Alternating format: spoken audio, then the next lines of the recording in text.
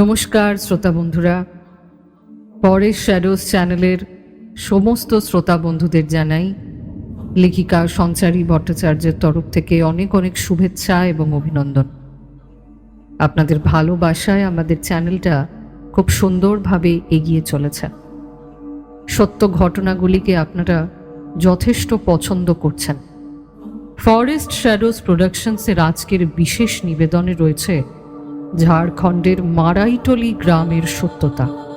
এই গ্রামে আজও ডাইনির উপস্থিতি প্রত্যেকে বিশ্বাস করেন, দেখেন এবং এর সাথে পরিচিত পর্যন্ত হয়েছেন। প্রত্যেকে ডাইনির এই উপস্থিতির কথা মেনেও চলেন।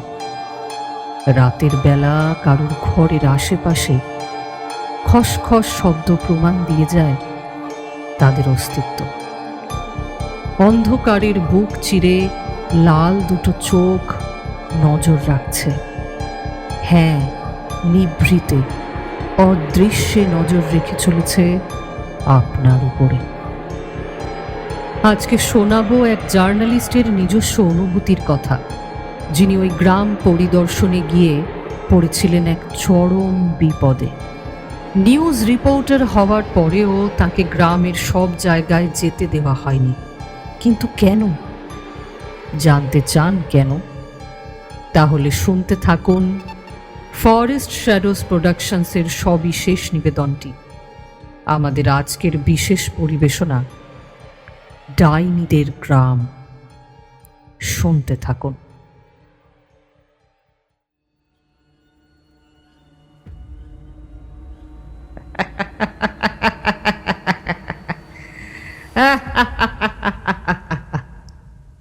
আয়, এদিকে আয়, তোকে ডাকছি যে, এদিকে আসবি না? কি রে, আসবি না এদিকে?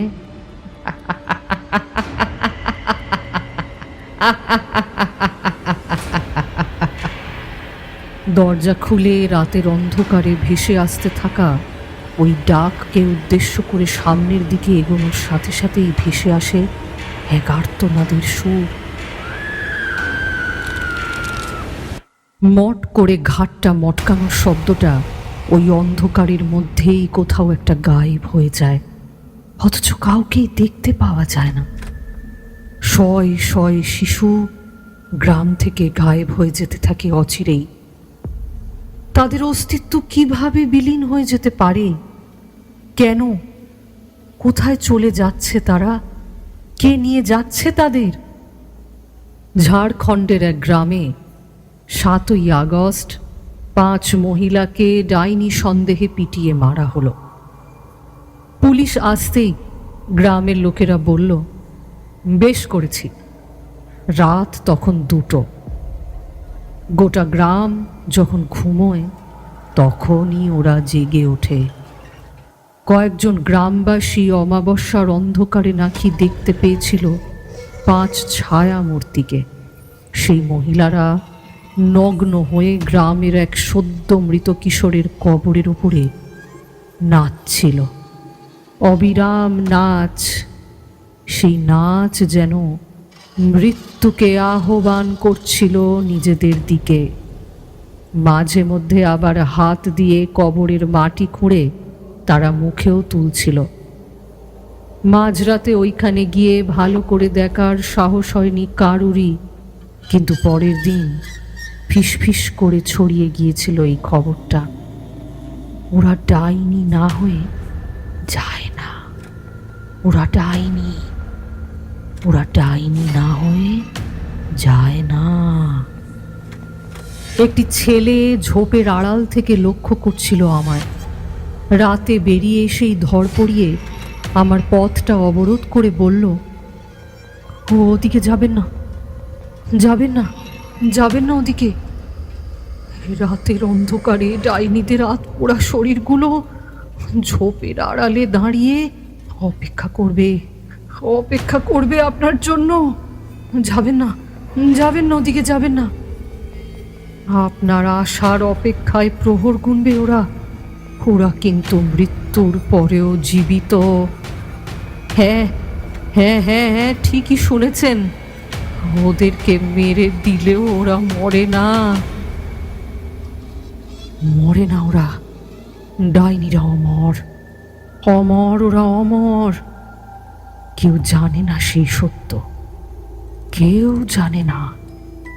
ওরা মৃত্যুর পরে এক এক করে প্রাণ হরণ করতে থাকে, আর এক একটি প্রাণের বিনিময়ে নিজেদের শক্তি বৃদ্ধি করে।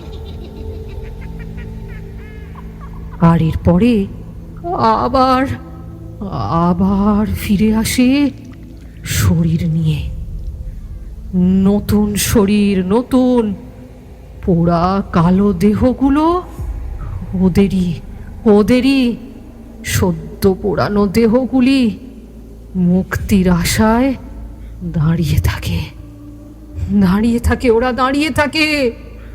যাবেন না, যাবেন না, নিজের প্রাণ যদি প্রিয় হয় যাবেন না ওদিকে। আমি কথাগুলো শোনবার পরেই নজর ঘোরালাম, কিন্তু নেই, পাশে কেউ নেই। এই তো ছিল সেই ছেলেটা, গেল কোথায়? কোথায় চলে গেল নিমিষে?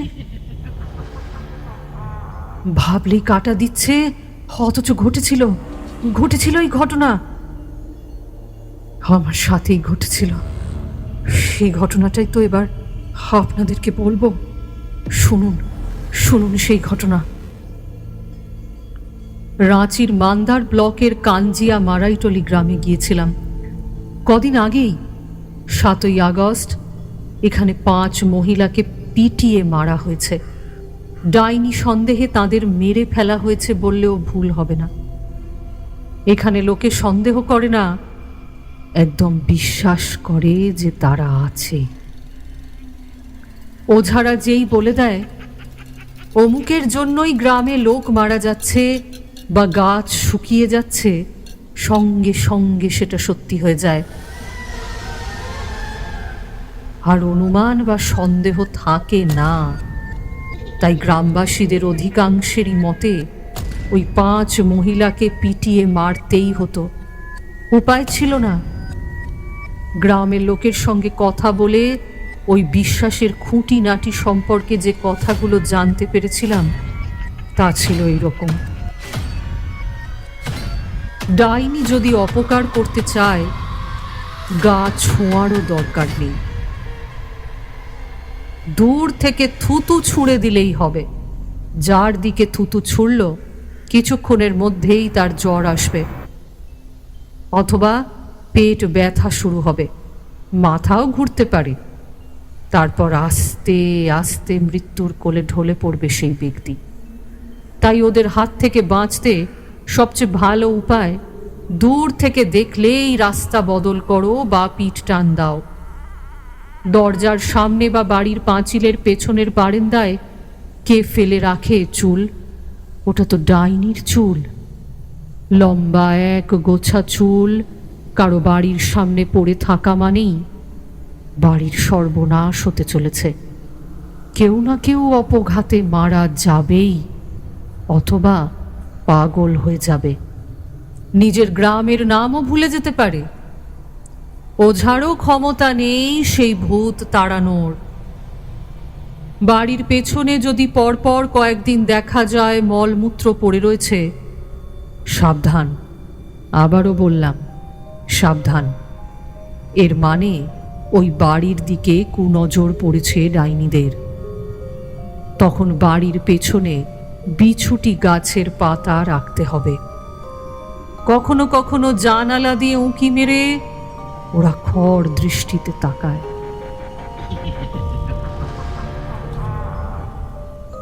রাতের অন্ধকারে কেউ যেন অবিরাম হেসে চলে। যদি চোখাচোখি হয়ে যায়, ব্যাস। তাই যতই গরম লাগুক, সব সময় জানলা বন্ধ রাখতে হবে। একবার গ্রামের একজন প্রচণ্ড গরমে বারান্দায় মশারি টাঙিয়ে শুয়েছিল। ভোরবেলা উঠে দেখে মশারিটা একদিকে তোলা। মশারি তুলে কে তাকে ছুঁয়ে গিয়েছে, কে? পরের দিন সকালে ওঝার কাছে গিয়ে ঝাড়ফুঁক করে তবে পেল সে রক্ষা। বাড়ির পোষা মুরগি, গরু, শুয়োর, ছাগলের দিকেও থাকে ওদের কুদৃষ্টি। তাই তো গ্রামের শেষ প্রান্তের খোঁয়াড়ে থাকা শুয়োরগুলো কেমন ধুঁকতে শুরু করেছিল। গত বছর তো অজানা রোগে মারাই গেল কয়েকটা গরু। মারাইটলি গ্রামে দিকে দিকে রটে গিয়েছিল ডাইনিদের ভবিষ্যৎবাণীর কথা। ওরা নাকি বলেছিল, সামনের সেপ্টেম্বর মাসের কর্মা পড়বেই আগে দুজন বাচ্চা মরবে। নিয়ে যাব আমরা, নিয়ে যাব, নিজের সঙ্গে নিয়ে যাব ওদের। কিচ্ছু করতে পারবি না, কিচ্ছু করতে পারবি না তোরা, শুধু দেখবি দেখবি আর দেখবি। শেষ হবে, শেষ হবে।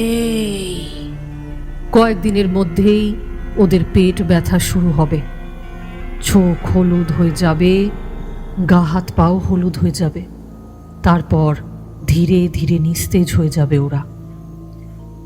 ভবিষ্যৎবাণী অক্ষরে অক্ষরে ফলে গেল।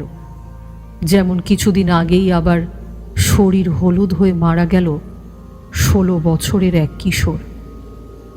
গ্রাম থেকে যত রাজ্যের অসুখ বিসুখ, দুর্ঘটনা অঘটন দূর করতে, অশুভ দৃষ্টির কোপ থেকে বাঁচতে গ্রামবাসীরা মিলে তাই 5 ডাইনিকে পিটিয়ে খুন করে ফেলল। এই কাজটা সেরে ফেলার পর তারা খুশির চোটে মৃতদেহগুলো ঘিরে স্থানীয় নাগপুরি গান গাইছিল।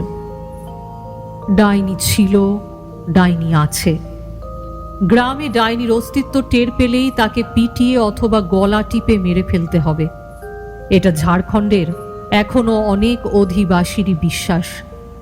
শুধু বৃদ্ধ অশিক্ষিত গ্রামবাসী নয়, অনেক স্কুল কলেজে পড়া কিশোর যুবকও এই কথা বিশ্বাস করে, মনে প্রাণে বিশ্বাস করে যে ডাইনি আছে।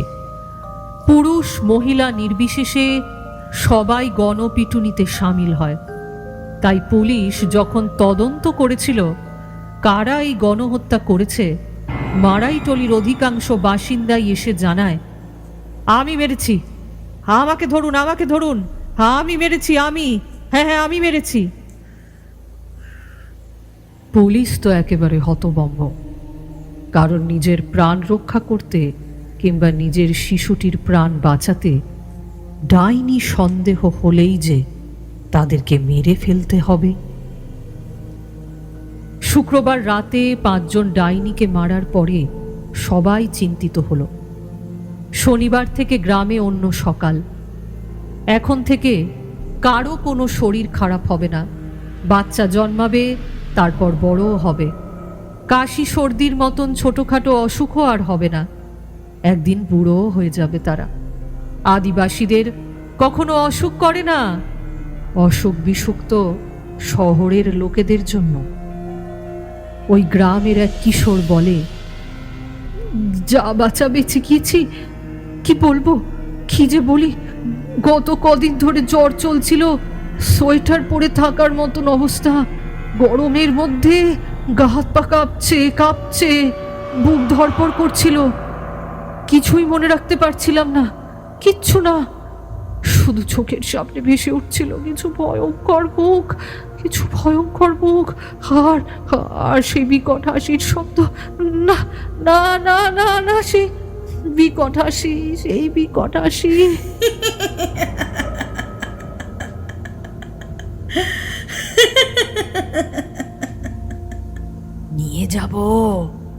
নিয়ে যাব, তোকে সঙ্গে করে নিয়ে যাব।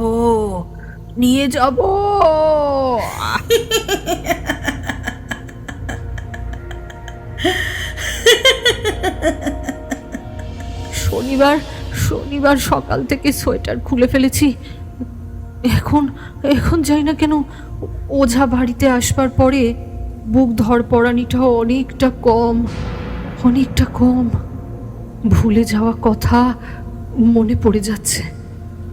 শরীর এখন অনেকটা চাঙ্গা, ফুটবলও খেলতে পারবো জানেন। এখন অনেকটা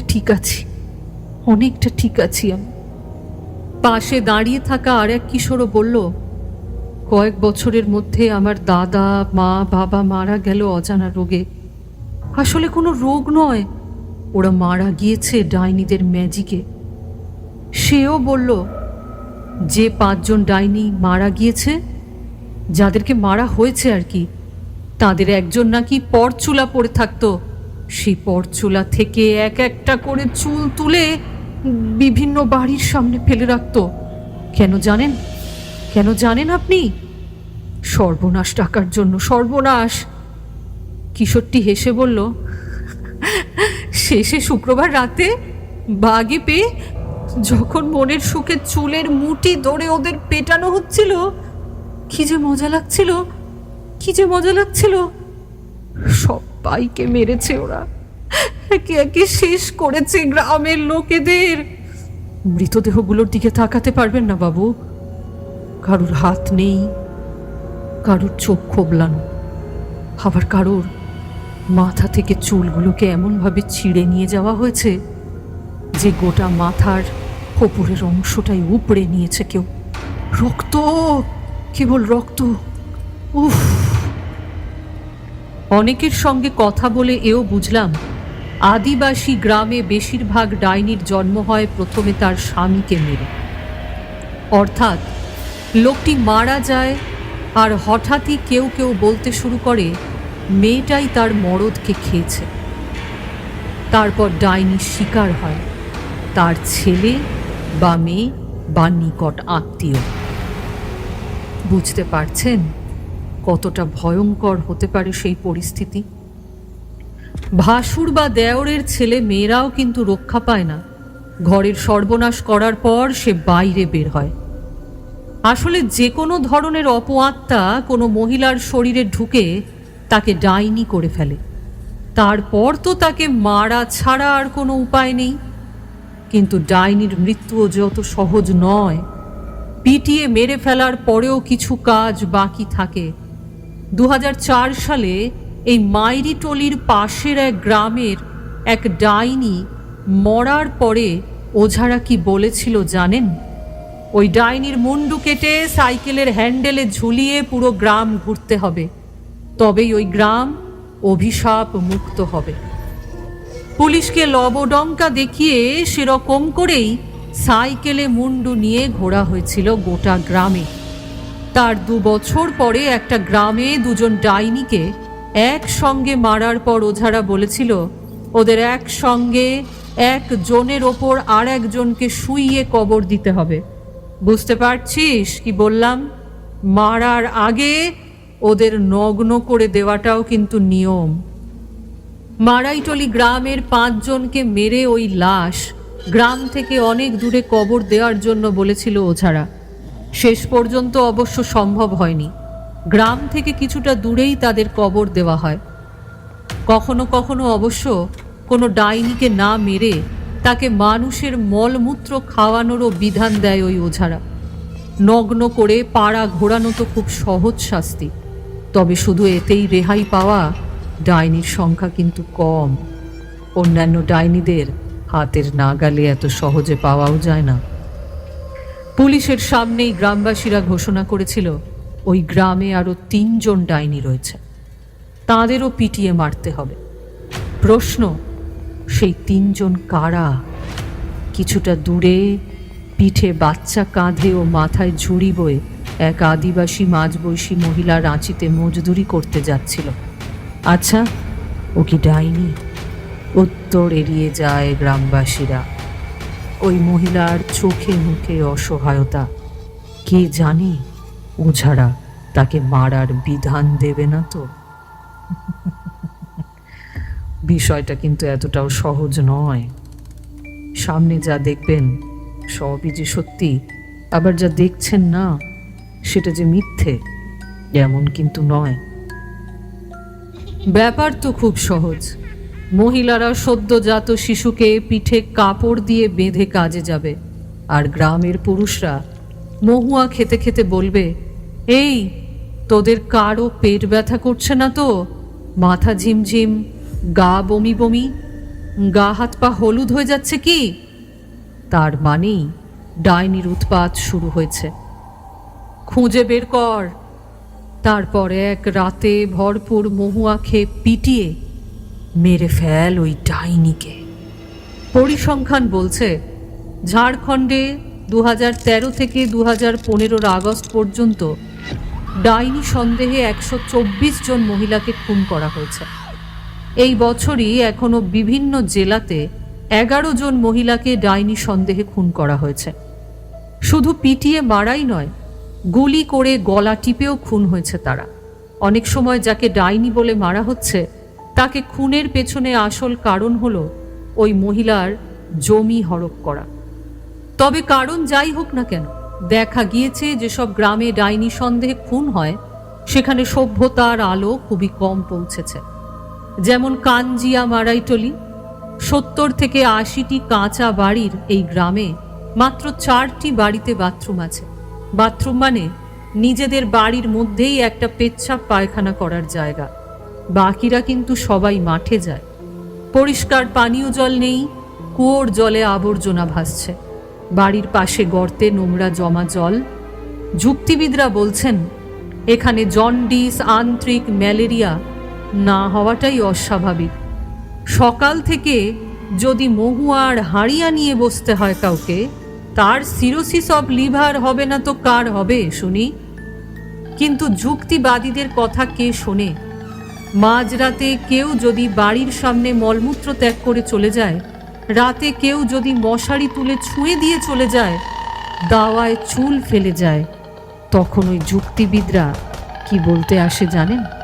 কিচ্ছু বলতে আসে না, এমনকি বাঁচাতেও আসবে না। তাই কাঞ্জিয়া মারাইটলিতে কান পাতলেই শোনা যায়, এরপর কে কে এরপরে?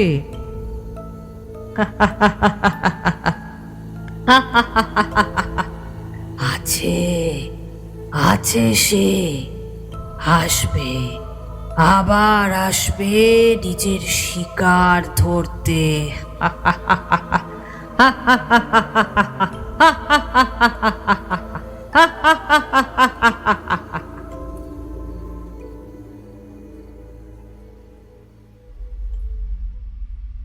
আপনারা এতক্ষণ শুনছিলেন আপনাদের পছন্দের ফরেস্ট শ্যাডোজ প্রোডাকশনস। আজকের ঘটনা বিবরণে ছিলাম আমি, সঞ্চারী ভট্টাচার্য। আজকে পোস্টার ডিজাইনে ছিল ডলবি স্টুডিও মুম্বাই এবং ভিএফএক্স এডিটিং ও মিক্সিংয়ে ছিল 62 FPS স্টুডিও। আজকের বিশেষ পরিবেশনাটি ছিল ডাইনিদের গ্রামকে নিয়ে। কাঞ্জিয়া মারাইটলির একটি সত্য ঘটনা অবলম্বনে আজকের এই কাহিনী আমরা আপনাদের সামনে তুলে ধরলাম। এখনো পর্যন্ত যারা আমাদের চ্যানেলটিকে সাবস্ক্রাইব করে উঠতে পারেননি, তারা আমাদের সাবস্ক্রিপশন বাটনের পাশে থাকা বেল আইকনটিকে প্রেস করে আমাদের চ্যানেলটিকে সাবস্ক্রাইব করতে কিন্তু ভুলবেন না। আসবো এরকম অনেক সত্য ঘটনা নিয়ে। ততক্ষণ শুনতে থাকুন আপনাদের পছন্দের ফরেস্ট শ্যাডোজ প্রোডাকশনস। কারণ আমরা বিশ্বাস করি ছায়ারাও যে আমাদেরই সঙ্গী। আসবো আবার নতুন কোনো কাহিনী নিয়ে। সকলে ভালো থাকুন, সুস্থ থাকুন। আমি সঞ্চারী ভট্টাচার্য বিদায় নিচ্ছি। দেখা হবে আবার অন্য কোনো দিন, অন্য কোনো ঘটনা নিয়ে। নমস্কার।